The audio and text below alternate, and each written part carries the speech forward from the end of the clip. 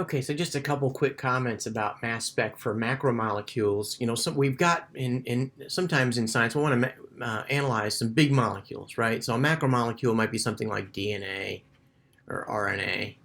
Even lipids are going to have masses of in the hundreds, right? Hundreds to thousands. Not lipids won't be thousands, but DNA and RNA are going to be thousands of grams per mole, right? Or AMUs, right?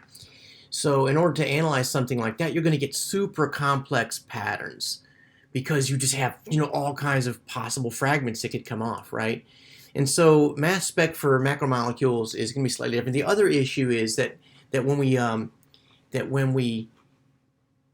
analyze things with mass spec, we're generally analyzing vapors, right? And so if you have some big macromolecule, a gaseous DNA is obviously it's going to be a pretty complicated system to set up, right?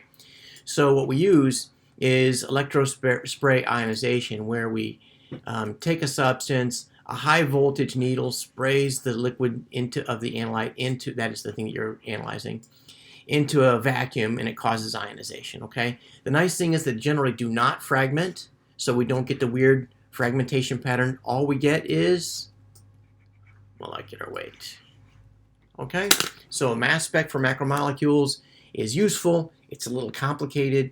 It's complicated because we have to get it into a vapor, and it's complicated because we don't want complex fragmentation patterns, right? Because that's just going to be a mess. So we solve that with electrospray ionization. As I said, just a couple comments about macromolecules.